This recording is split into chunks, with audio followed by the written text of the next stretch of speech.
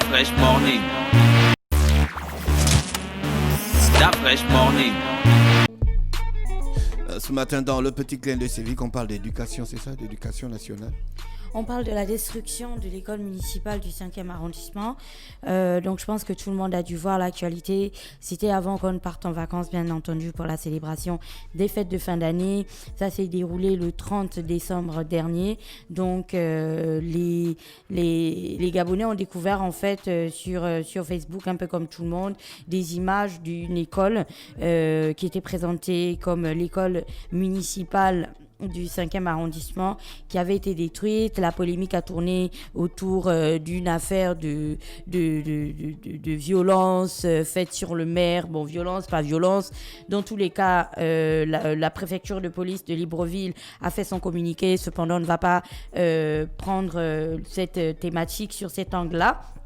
N'empêche que hier c'était le 4 janvier, avec des amis, on était assis et on était en train de se dire, mais au fait, étant donné que c'est la rentrée, que tout le monde a repris le travail et que les enfants ont repris le chemin de l'école, où est-ce que les enfants de l'école municipale du 5e arrondissement vont bien pouvoir aller, étant donné que l'école a été détruite. Et puis là, on n'avait pas de réponse en fait à notre question. C'est du coup ce qui m'a fait réfléchir à cette chronique ce matin.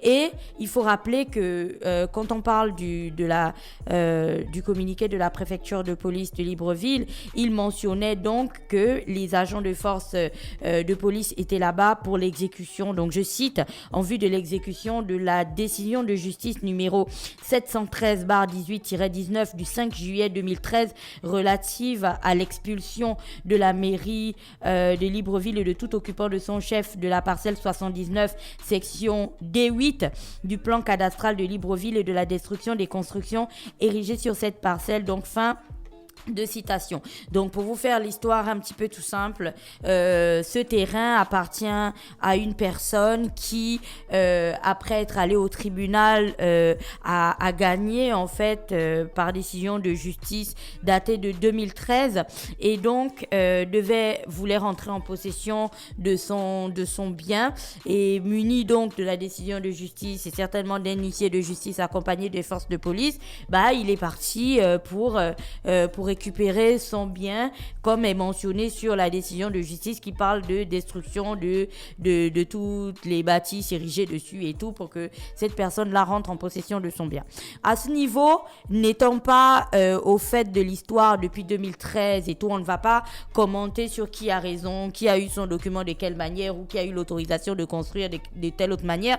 N'empêche qu'on a plein de questions que je pense qu'en réalité, les responsables administratifs, que ce soit de l'éducation nationale ou même du ministère de l'Intérieur ou du cadastre ou je sais pas en fait, tous les responsables qui sont impliqués dans cette histoire devraient en réalité nous apporter des réponses. La première question que l'on se pose là à chaud est de savoir quelle était l'urgence qui a motivé la destruction en fait de cette école en plein milieu de l'année scolaire quand on sait qu'on aurait pu attendre 6 mois que l'année s'achève pour ensuite détruire l'école et commencer à réfléchir à l'endroit où on pouvait relocaliser les enfants. Parce que là, je suis bien d'accord que c'est une école maternelle, c'est des tout petits. Peut-être que c'est parce qu'ils ne passent pas le bac en fait, qu'en gros on s'en fiche. Mais à ce moment précis, au moment où on est en train de se bagarrer sur il nous faut plus de salles de classe, il nous faut plus d'endroits pour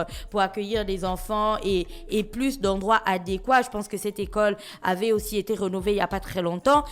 On se demande en fait quelle était l'urgence de faire appliquer cette décision là maintenant, à peine 3 mois après le début des cours, quand on sait qu'on aurait pu attendre encore un petit peu et puis commencer à faire ça pendant les vacances et laisser le temps en fait aux responsables de réfléchir à l'endroit où on devait délocaliser les enfants.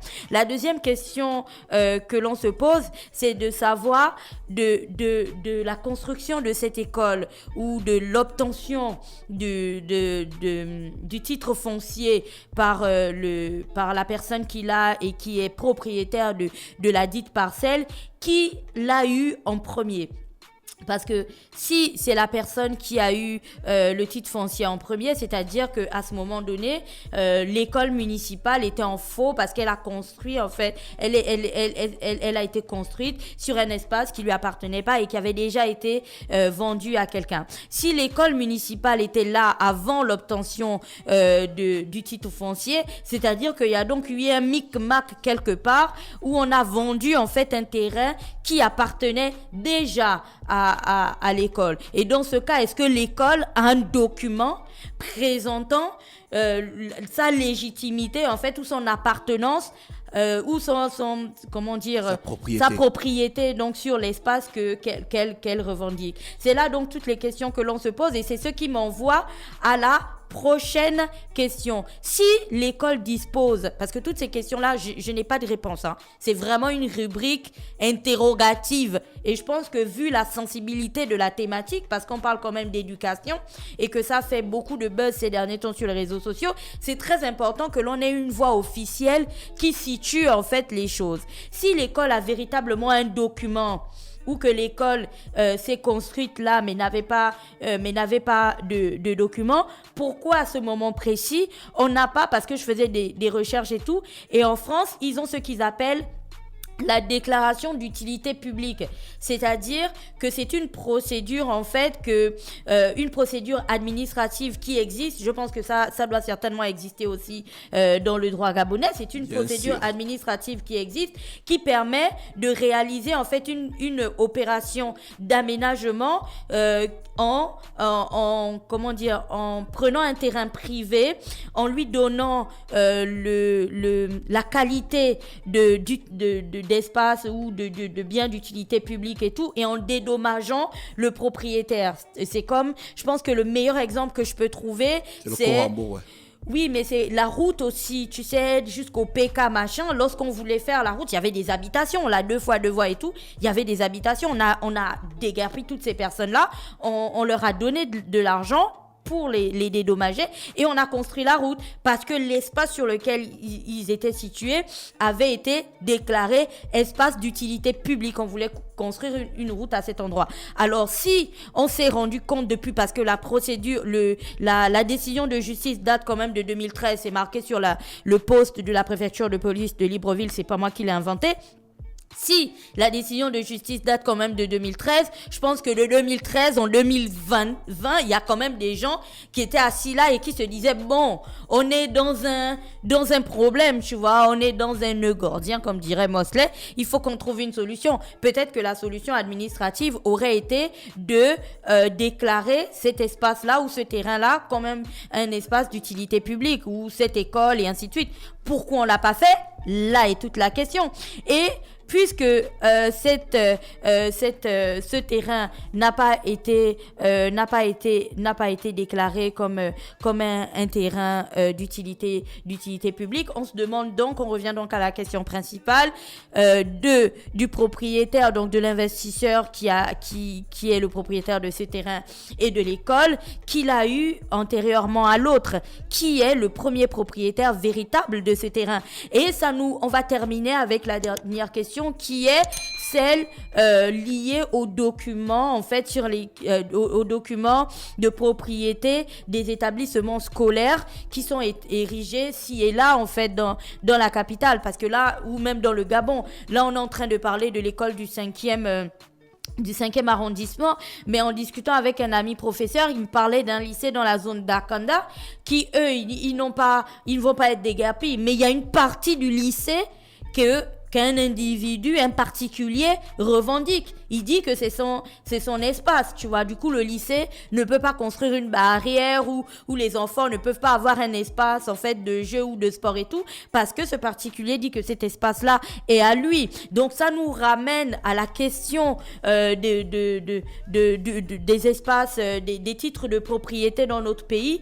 Quand, tu sais, il y a une fois, j'avais déjà fait une rubrique ici sur les titres fonciers, quand je te demandais si de tes yeux, d'Afresh, de ta vie, tu avais déjà vu, de tes yeux vu, un titre foncier. Est-ce que tu as déjà vu ça? Personnellement, non. Moi, je n'ai jamais vu un titre foncier et j'aimerais bien en voir. République gabonaise et tout ça, titre foncier. Pourquoi je dis ça?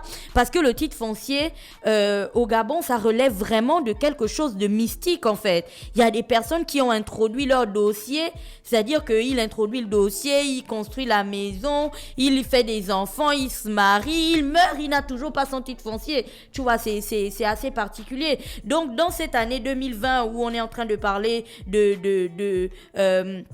d'une année où on va booster les choses, ou bien entendu le président l'a dit lui-même, l'année du nouveau Gabon et ainsi de suite. Je pense que cette année, on devrait regarder aussi la question de l'attribution des titres de propriété, la question de l'occupation des terres avec un peu plus d'attention, parce que cette question-là, ben ça nous a même conduit à des drames dans le pays où des gens ont réglé ça à coups des machettes et des fusils parce que voilà, ils n'étaient pas d'accord. C'est des choses en fait qui sont pas pour certaines questions ou pour certains terrains, c'est des choses qui sont pas claires et ce genre de fait, on aurait dû ne pas en arriver là si on avait seulement suivi la procédure normale. Si en 2013 on s'était rendu compte que l'espace qui est revendiqué par ce particulier est un espace sur lequel est érigée une école municipale où des enfants